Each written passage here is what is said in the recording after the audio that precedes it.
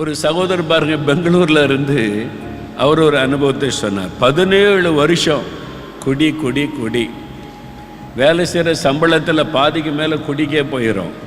மனைவி எப்படி குடும்பம் நடத்துறது, சமையல் பண்ணணும், பிள்ளைகளை கவனிக்கணும், எவ்வளோ தேவை இருக்குது, அதெல்லாம் அவருக்கு அக்கறை இல்லை. குடிக்கிற ஆளுக்கு குடி மேலே மட்டும்தான் குறியாக இருக்கும். அதனால் மனைவி கிட்ட எப்பவுமே சண்டை. குடிக்க காசு இல்லைன்னா மனைவி அடித்து பிடிங்கிட்டு போய் குடிச்சிடுறது. மனைவி பணத்தையும் திருடி கொள்ளுவார். ரொம்ப துக்கம்.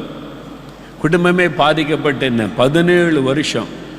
ஆனால் ரொம்ப பக்தி உள்ளவர், கிறிஸ்தவர், பக்தி உள்ளவர். கிறிஸ்தவ புண்ணிய ஸ்தலத்துக்கு நடந்தே போவாராம். விரதம் இருந்த நடந்து போனால் அது எத்தனை நாள், 7 நாளோ 10 நாளோ தெரியல. அவர் சொல்ல, அந்த நாள் மட்டும் குடிக்க மாட்டேன். ஆனால் பக்தியோடு போய் கும்பிட்டுட்டு வந்து உடனே மறுபடியும் அடுத்த நாளே குடிச்சிடுறாரு. அவரே சொல்கிறார், அவருடைய பக்தி எதுன்னா இயேசுடைய படத்தை பார்த்து இப்படி சிலுவை போட்டுக்கு வரான், அவ்வளோதான் அவருடைய பக்தி.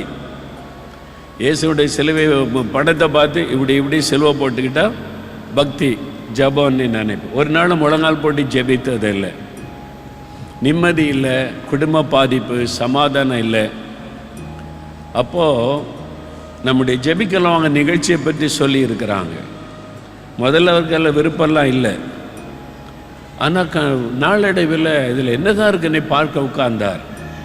சாட்சி, நான் 25 வருஷமாக குடிகாரனாக இருந்த இயேசு எனக்கு விடுதலை தந்துட்டார். இந்த சாட்சி அவருடைய உள்ளத்தை தொட்டது. இப்படி முடியுமா? ஒரே நாளில் விடுதலை கிடைக்க முடியுமா? நான் 17 வருஷம் குடிக்கிறேன், இது இல்லாமல் என்னால் இருக்க முடியல.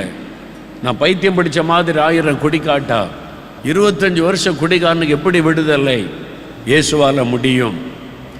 டிவிக்கு முன்னால் முழங்கால் போட்டு அழுதார். ஐயோ, நான் அடிமைத்தனத்தில் இருக்கிற, இயேசுவே எனக்கு விடுதலை வேணும், இந்த மதுபானத்தில் விடுதலை வேணும். ஆண்டவருடைய வல்லமை தொட்டது. ஆண்டவருடைய வல்லமை இந்த இறங்கினதை உணர்ந்தார்.